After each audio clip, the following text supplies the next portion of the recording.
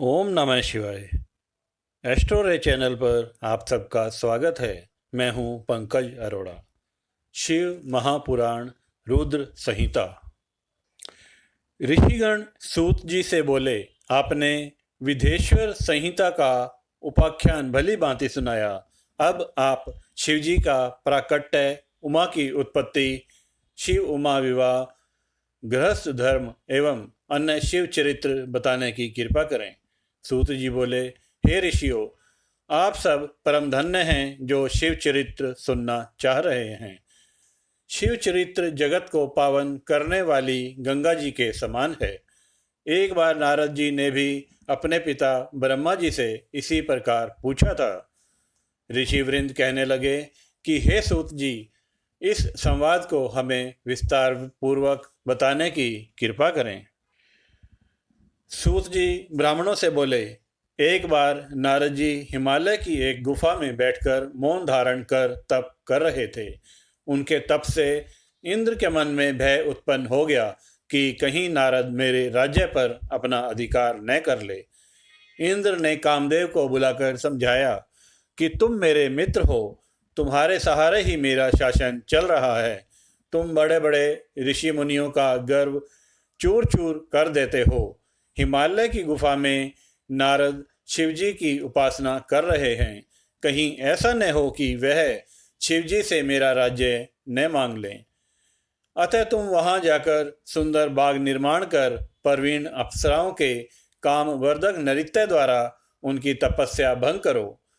कामदेव ने हिमालय की घाटी में पहुंचकर अप्सराओं से कामवर्धक नृत्य कराया, परंतु वे नारद जी की तपस्या को भंग करने में असमर्थ रहीं, क्योंकि कामदेव को भस्म करने वाला शिवजी का यही स्थान था।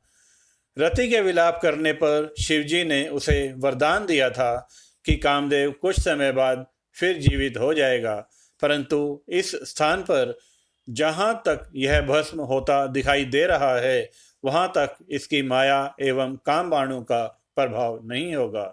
इसी कारण इस स्थान से लज्जित होकर कामदेव को इंद्र के पास लौटना पड़ा। यह सब शिवजी की माया का फल था। बहुत समय पश्चात नारद जी तपस्या से जागे। तब उन्हें अपने द्वारा कामदेव पर विजय का ध्यान आया। इससे उनके मन में अभिमान जागृत हो गया। नारद अपनी इस विजय को बताने भगवान शिव के पास कैलाश पर्वत गए। नारद जी ने शिवजी को प्रणाम किया और गर्व में भरकर कामदेव पर अपनी विजय का समाचार उन्हें सुनाया। शिवजी ने नारद की प्रशंसा की और बोले, हे नारद, तुम धन्य हो, परंतु इस प्रसंग को अन्य देवी देवताओं से मत कहना, विशेषकर विष्णु जी को मत बताना, परंतु शिवजी की माया को कौन टाल सकता है। नारद जी ने ब्रह्मलोक में जाकर ब्रह्मा जी से सब बात बता दी। ब्रह्मा जी ने शिवजी का ध्यान कर सब बात जान ली कि भगवान शिव ने नारद से यह प्रसंग किसी को न बताने को कहा था। नारद जी का अभिमान बढ़ने लगा। यह सब शिवजी की ही लीला का फल था। नारद जी यह कथा सुनाने विष्णु लोक में पहुंच गए। विष्णु जी ने नारद को आते देखकर आसन से उठकर उन्हें प्रणाम किया और प्रेम से पूछने लगे, आपका आगमन कहाँ से हो रहा है। विष्णु जी की बात सुनकर नारद जी ने गर्व से अपनी कामदेव पर विजय की संपूर्ण कथा कह सुनाई। विष्णु जी ने नारद जी से कहा, हे मुनि, काम तो भक्तिहीन व्यक्तियों को सताता है। आप तो ब्रह्मचारी, तपस्वी एवं ज्ञानी एवं वैरागी हैं। आपको यह विकारी काम कैसे सता सकता है। विष्णु जी की यह बात सुनकर नारद जी गर्व में भरकर बोले, यह सब आपकी कृपा है। कामदेव की क्या औकात जो मेरा कुछ बिगाड़ सके। इतना कहकर नारद जी विष्णु लोक से चल दिए। नारद जी के चले जाने पर भगवान विष्णु ने अपनी अद्भुत माया रची। नारद जी के रास्ते में एक नगर का निर्माण कराया। उसके राजा का नाम शीलनिधि रखा। उसकी एक सुंदर गुणशील पुत्री थी। उस दिन उस कन्या का स्वयंवर हो रहा था। उसमें अनेक प्रदेशों के राजा व राजकुमार आए हुए थे। नारद जी नगर की शोभा को देखकर मोहित हो गए। नारद जी भी उस सभा में पहुंचे। राजा ने उठकर उनका स्वागत किया और उनकी पूजा की। राजा ने अपनी कन्या को बुलाकर उनके चरणों में उपस्थित किया। राजा ने नारद जी से पूछा, महाराज, आप तो त्रिकाल ज्योतिषी हैं, इसको कैसा वर मिलेगा? नारद जी उसके सौंदर्य को देखकर उस पर मोहित हो गए। वे बोले, राजन, तुम्हारी कन्या तो साक्षात भगवती लक्ष्मी स्वरूपा है। इसको त्रिलोकी का स्वामी शिवजी के समान वीर यशस्वी पति प्राप्त होगा। इतना कहकर नारद जी वहां से चल दिए। उनके हृदय में विकार पैदा हुआ कि यह कन्या मुझे मिलनी चाहिए, परंतु राजाओं के सामने यह मुझे स्वीकार नहीं करेगी, क्योंकि सब स्त्रियां रूपवान पति चाहती हैं। इस कारण मैं भगवान विष्णु का रूप धरकर सभा में जाऊं तो काम बन सकता है। ऐसा सोचकर नारद जी भगवान विष्णु के पास पुनः गए। उन्होंने भगवान विष्णु को नमस्कार करके शील निधि की कन्या के बारे में बताया। मैं उसे पाने की इच्छा से आपके पास आया हूँ। आप मुझे अपना रूप प्रदान करने की कृपा करें। भगवान विष्णु ने कहा, हे नारद, आप वहां पहुंचे, मैं तुम्हारा हित करूंगा। वहां पहुंचने पर भगवान विष्णु ने नारद को अपना रूप न देकर उन्हें वानर का सा मुख प्रदान किया। हरि वानर को भी कहते हैं। इस तरह भगवान ने यहाँ भक्त का हित भी किया तथा झूठे भी नहीं बने। वहाँ नारद जी राजाओं की सभा में बैठकर प्रसन्न होने लगे। वे अपने को इंद्र के समान शोभा वाला समझकर ऐंठकर बैठ गए। वहाँ पर 2 रुद्रगण भी ब्राह्मण के वेश में उपस्थित थे। वे नारद जी की रक्षा के लिए उपस्थित थे। नारद जी के वानर रूप को केवल कन्या ने ही देखा था। इस भेष को रुद्रगण भी जान गए थे। वे उनकी हंसी उड़ाने लगे। जब कन्या स्वर्ण की जयमाला लेकर स्वयंवर में उपस्थित हुई तो नारद को देखकर क्रोधित हो गई। उसने नारद जी की तरफ मुंह उठाकर भी नहीं देखा। वहां राजा के वेश में विष्णु जी भी उपस्थित थे, जो कन्या को विवाह करके ले गए। रुद्रगणों ने नारद जी से कहा, आप दर्पण में जाकर अपना चेहरा देखो, जो वानर का सा बना हुआ है। जब नारद जी ने अपना मुख दर्पण में देखा तो क्रोध में भरकर उन्होंने रुद्रगणों को श्राप दे डाला कि तुमने मेरी हंसी उड़ाई है, अतः दोनों राक्षस बन जाओ। रुद्रगण चुपचाप श्राप को ग्रहण करके शिवलोक को चले गए। नारद जी शिव जी की माया को न समझकर क्रोध में भरकर जल में अपनी परछाई देखकर विष्णु जी के पास गए और क्रोध में भरकर बोले, तुम दुष्ट, कपटी और मलिन मन वाले हो। तुम दूसरों को सुखी होता नहीं देख सकते। तुम पूरे मायावी हो। तभी तो तुमने मोहिनी रूप रखकर दैत्यों को अमृत पिलाया और कलश छीन लिया था। तुमने मुझे स्त्री क्लेश से दुखित किया है और स्वयं कपट पूर्वक राजा का रूप धारण कर लिया। अतः तुम मनुष्य के रूप में राजा बनकर स्त्री क्लेश से दुखी हो गए। तुमने मेरा वानर का मुख किया है, अतः वानर ही तुम्हारी सहायता करेंगे।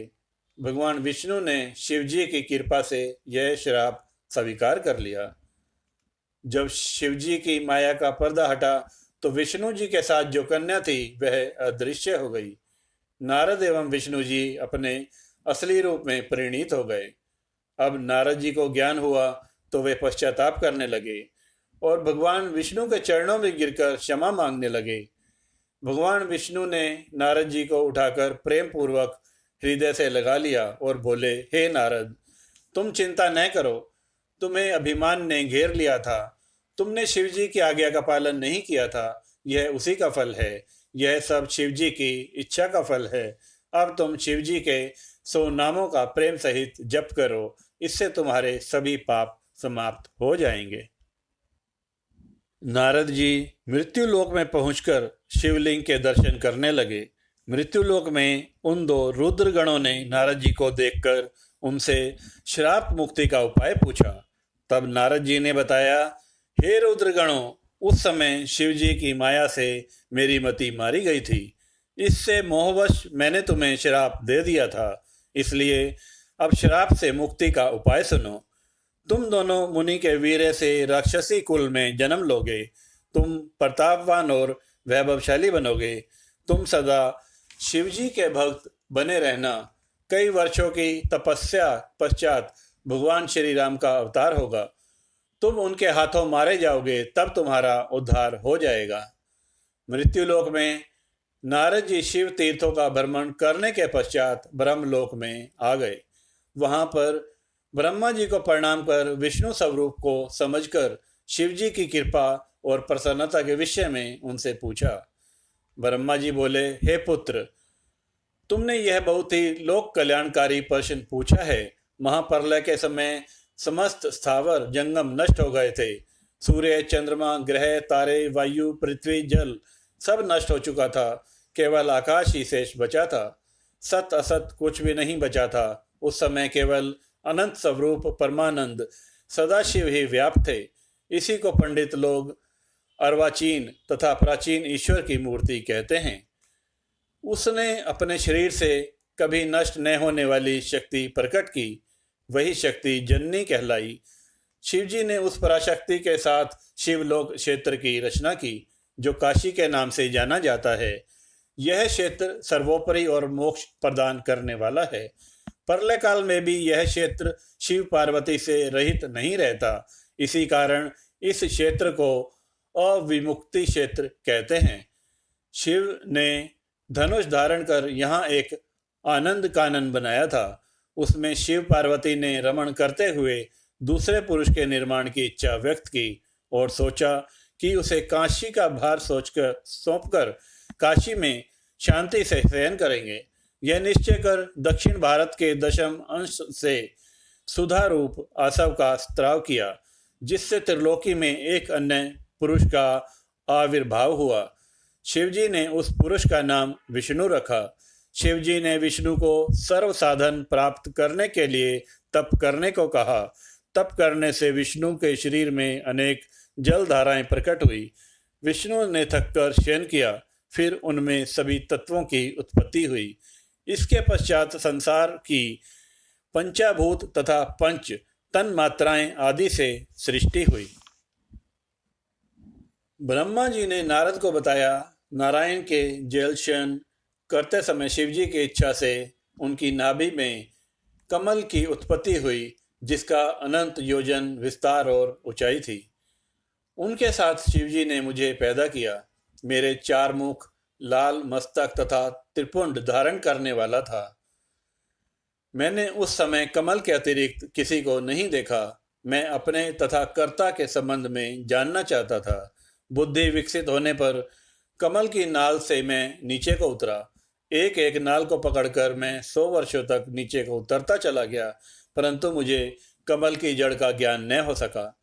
फिर नाल के रास्ते बाहर निकला तो कमल की कली मिली। उस समय मुझे एक वाणी सुनाई दी कि तप करो। मैं तप करने लगा। 12 वर्षों तक तप करने पर 4 भुजाधारी मंगल रूप वाले सुंदर विष्णु जी प्रकट हुए। मैंने उनसे पूछा, तुम कौन हो?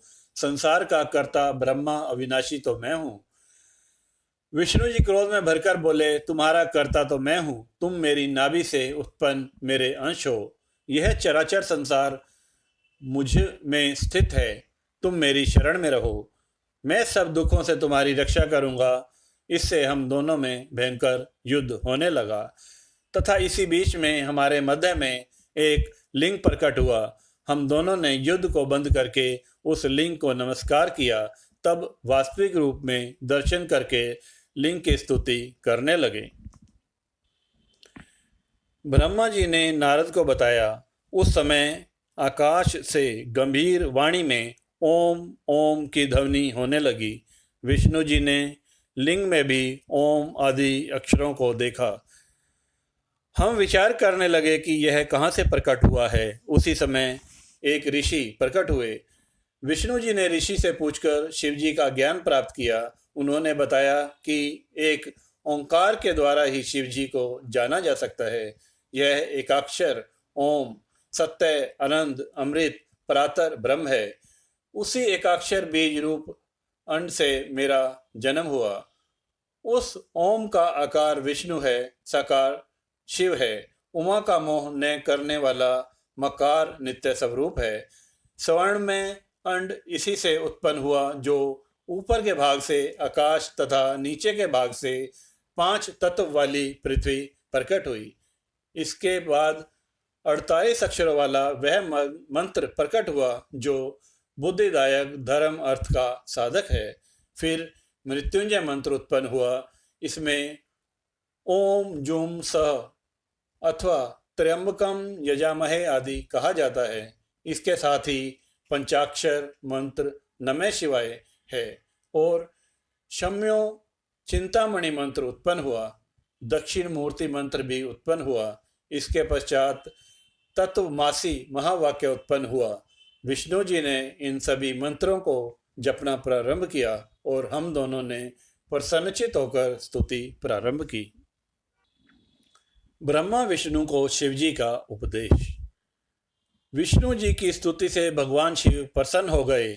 उन्होंने मुझे और विष्णु जी को वेदों का उपदेश दिया। विष्णु जी ने शिव जी से पूछा, हे प्रभु, आप किस प्रकार प्रसन्न होते हैं? शिव जी ने बताया, मैं तुमसे अति प्रसन्न हूँ, तुम किसी बात की चिंता न करो।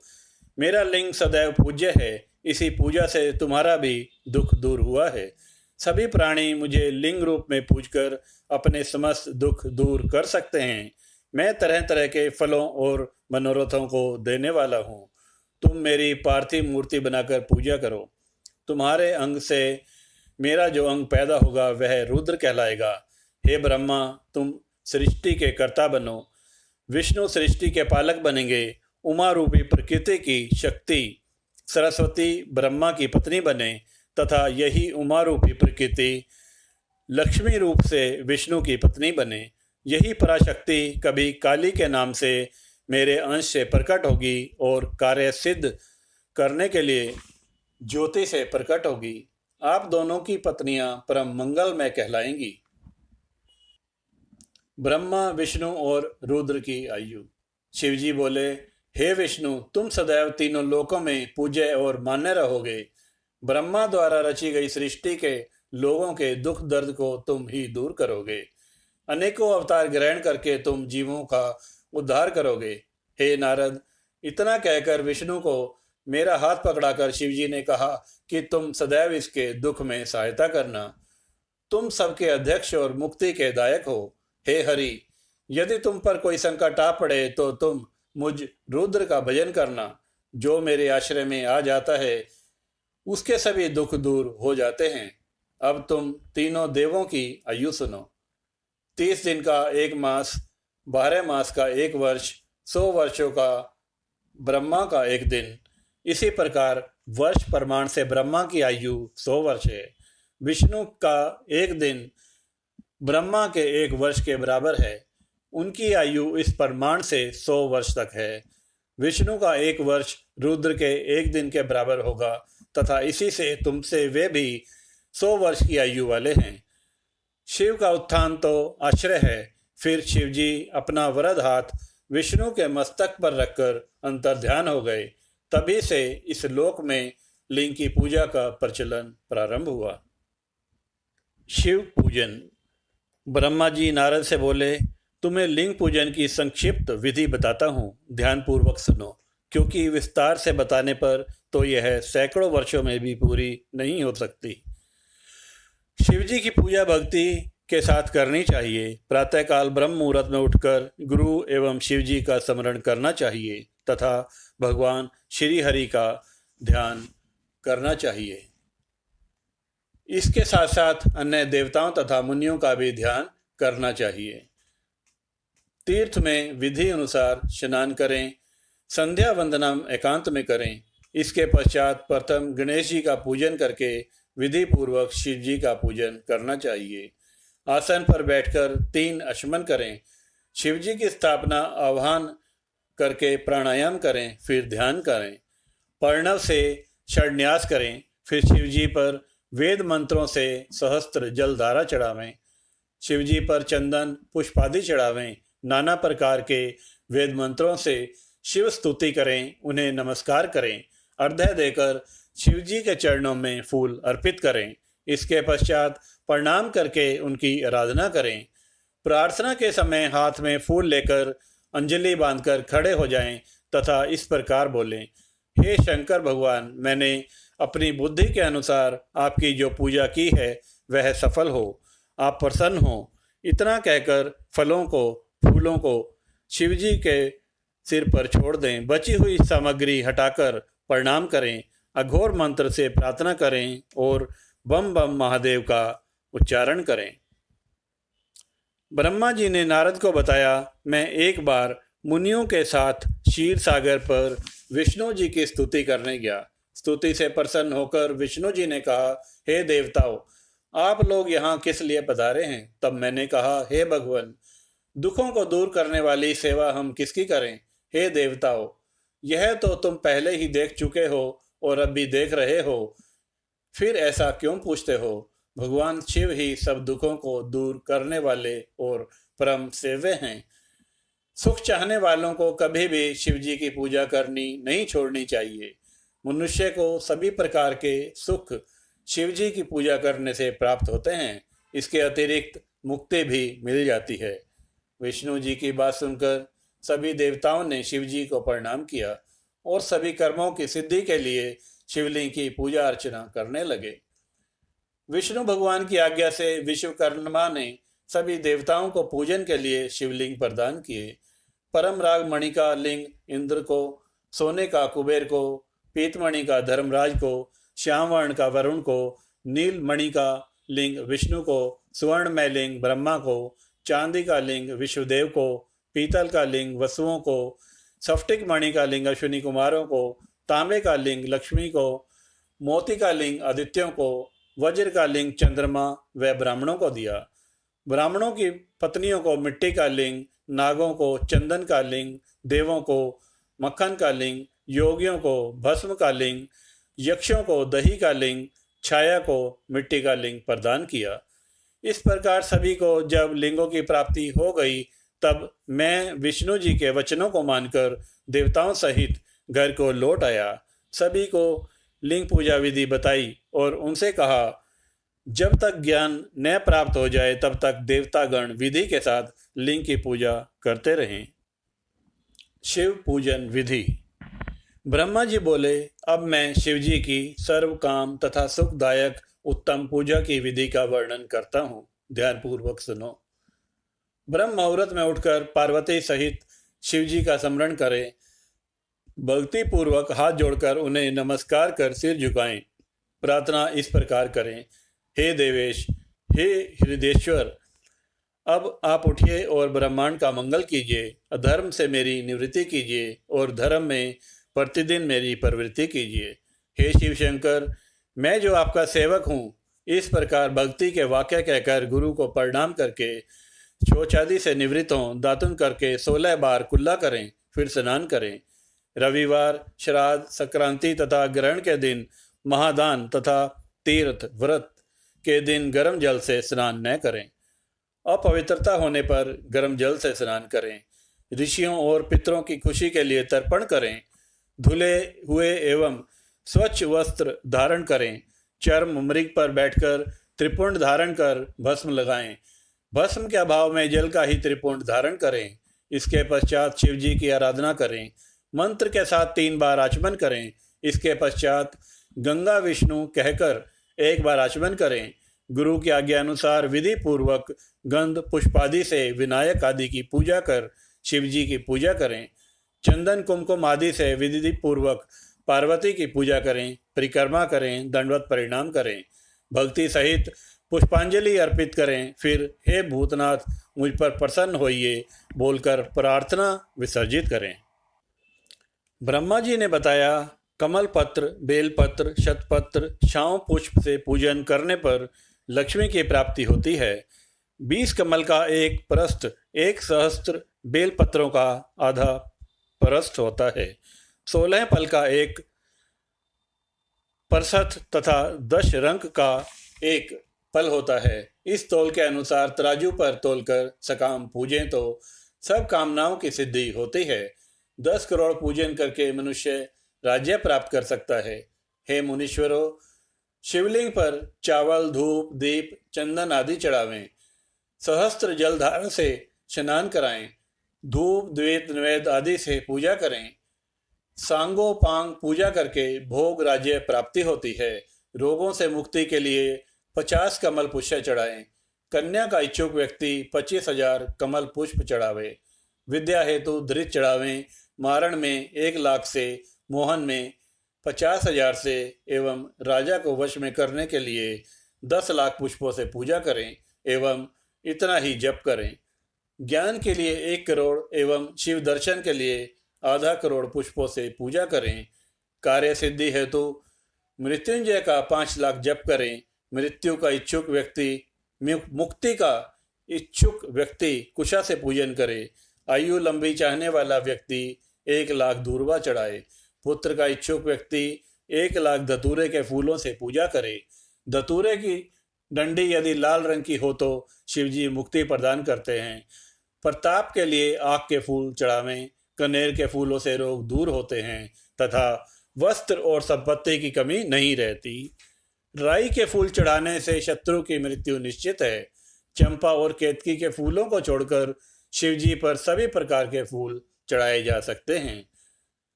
चावलों को चढ़ाने से लक्ष्मी की वृद्धि होती है। 1,00,000 पल तिल चढ़ाने से महापाप का नाश होता है। 1,00,000 या 8 प्रस्थ जौ चढ़ाने से स्वर्ग सुख की प्राप्ति होती है। ज्वर शांति के लिए जलधारा मंगल देता है। इसमें रुद्र जाप, मृत्यु जाप, रुद्र सूक्ष्म आदि का जाप श्रेष्ठ होता है। गंगा जल से मुक्ति प्राप्त होती है। कैलाश और वैकुंठ आदि की उत्पत्ति। नारद से ब्रह्मा जी बोले, जब शिव जी अंतर्ध्यान हो गए तब मैंने हंस का और विष्णु जी ने वाराह का रूप धारण किया। हंस की ऊपर जाने की गति निश्चित होती है और नीर शीर विवेक के कारण तत्व ज्ञान को जानने में तथा तत्व का निर्णय करने में समर्थ है। और वाराह की गति नीचे उतरने में निश्चल होती है। इसी रूप द्वारा विष्णु जी ने वराह कल्प रचना चाहा था। इसी दिन से वराह कल्प कहलाया। शिवजी का ध्यान कर मैंने सृष्टि की रचना प्रारंभ की। प्रथम जल की उत्पत्ति की। उसमें से अंजुलि भर जल से 24 तत्वों का एक अंड बनाया। वह अंड बृहत होता गया। उसके विराट हो जाने पर मैंने भगवान विष्णु का ध्यान किया। उन्होंने अंड में प्रवेश कर उसे चेतन किया। उसके सहस्त्र पैर, सहस्त्र हाथ, सहस्त्र नेत्र, सहस्त्र सिर आदि प्रकट हो गए। उस विराट पुरुष ने सारी पृथ्वी को ढक लिया। फिर विष्णु कैलाश से ऊपर वैकुंठ को चले गए। मैंने सृष्टि रचना प्रारंभ कर दी। पहले पाप की सृष्टि की, जिसमें अविद्या और तप की प्रधानता थी। इसमें स्थावरों की रचना की। इसके बाद शिवजी का ध्यान करके तिरछे जीवों की रचना की। फिर सात्विकी देवताओं की रचना की। शिवजी की आज्ञा से रजोगुण वाले मनुष्यों की रचना की। इस प्रकार 5 तरह की सृष्टि हो गई। फिर महसर्ग, सूक्ष्म भौतिक सर्ग तथा वैकारिक सर्ग उत्पन्न किए। वैकारिक सर्ग से प्राकृतिक 8 प्रकार की सृष्टि हुई। जब इसमें विकृति हुई तो नवा कुमार सर्ग उत्पन्न किया। फिर उपयोगी द्विगात्मक सर्ग उत्पन्न किया, जिसमें सनकादिकों का महान कुमार सर्ग उत्पन्न किया। ये मेरे मानस पुत्र कहलाए। जब मैंने इनसे सृष्टि रचने को कहा तो मेरे नेत्रों से अश्रु टपकने लगे। विष्णु जी के कहने पर मैंने शिव जी का तप किया। इससे मेरी भौहों और नासिका के मध्य से विभूति तथा अर्ध नारीश्वर शिव जी प्रकट हुए। उन्हें देखकर मैं प्रसन्न हो गया। मैं उनसे बोला, हे देव, आप जन्म और मरण वाली प्रजा की सृष्टि कीजिए। परंतु शिवजी ने यह कार्य स्वयं न करके मुझे ही सौंप दिया। मुझे माया रहित रहने पर वरदान देकर अंतर्ध्यान हो गए। सृष्टि की उत्पत्ति। ब्रह्मा जी बोले, हे नारद, इसके बाद शब्दादि पंचभूतों द्वारा पंचीकरण करके उनसे आकाश, वायु, जल, अग्नि, पृथ्वी, पर्वत, समुद्र, वृक्ष आदि और कालक्रम से युग पर्यंत सभी कालों की रचना की तथा सृष्टि के अन्य बहुत से पदार्थों की मैंने रचना की। परंतु इससे मुझे संतुष्टि नहीं मिली। मैंने पार्वती सहित शिवजी का ध्यान कर अन्य सृष्टि के पदार्थों की रचना की। अपने नेत्रों से मरीच ऋषि को, हृदय से भृगु ऋषि को, सिर से अंगिरा ऋषि को, कान से पुलय ऋषि को, उदान से पुलसत ऋषि को, समान से वशिष्ठ ऋषि को, अपान से ऋतु ऋषि को, वर्णों से अत्रि ऋषि को, प्राण से दक्ष ऋषि को, गोदी से नारद को, छाया से कर्दम ऋषि को उत्पन्न किया। इसके बाद में 2 भागों में बट गया। एक भाग से पुरुष और दूसरे भाग से नारी बना, जिसमें शतरूपा नाम वाली योगिनी नारी और सव्यांभू मनु पुरुष बने। शतरूपा नारी को मनु ने ग्रहण कर मैथुनी सृष्टि विवाह द्वारा उत्पन्न की। उससे मनु के प्रियव्रत और उतानपाद 2 पुत्र और आकुति, देवहूति तथा परसुति नाम की 3 कन्याएं उत्पन्न हुई। आकुति को रुचि नामक मुनि को दिया तथा देवहूति को कर्दम प्रजापति को दिया। परसुति का विवाह दक्ष के साथ हुआ। इनकी संतानों से चराचर जगत भर गया। रुचि और आकुति से यज्ञ हुआ। यज्ञ के 12 पुत्र हुए। देवहूति के कर्दम द्वारा अनेकों संतान हुई। दक्ष प्रजापति के 24 कन्याओं ने जन्म लिया। ये कन्याएं कर्मचय, भृगु, भव, मरीच, अंगिरा आदि ऋषियों को ब्याह दी गई। इनसे असंख्य संतानें उत्पन्न हुई। शिवजी ने त्रिशूल के अग्रभाग से सती की रक्षा की, जिन्हें सर्वव्यापी विष्णु ने अपने प्रभाव से बनाया था। फिर वही लोक कल्याण हेतु दक्ष के यहाँ प्रकट हुए।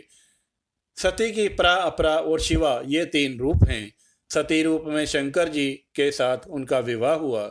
पिता के यज्ञ में सती ने अपना शरीर त्याग कर दूसरे जन्म में वे पार्वती के रूप में पैदा होकर शंकर जी को पुनः प्राप्त हुई। उनके अन्य मुक्तिदायक नाम हैं कालिका, चंडिका, भद्रा, चामुंडा, जया, विजया, जयंती, भद्रकाली, दुर्गा, भगवती, कामाख्या, कामदा, अम्ब, मृडानी, सर्वमंगला आदि। इस प्रकार हे मुनि, मैंने तुम्हें सृष्टि की रचना का वर्णन किया, जो शिवजी की आज्ञा से मैंने रची थी। ब्रह्मा जी ने नारद से कहा कि जिस प्रकार शिवजी कैलाश पर गए तथा कुबेर से जिस प्रकार मित्रता हुई, वह प्रसंग सुनो। कांपिल्य नगर में यज्ञदत्त नाम का एक ब्राह्मण रहता था। वह विद्या में बहुत पारंगत था। उसका एक पुत्र था जिसका नाम गुणनिधि था। 8 वर्ष की आयु में उसका यज्ञोपवीत संस्कार कर दिया गया।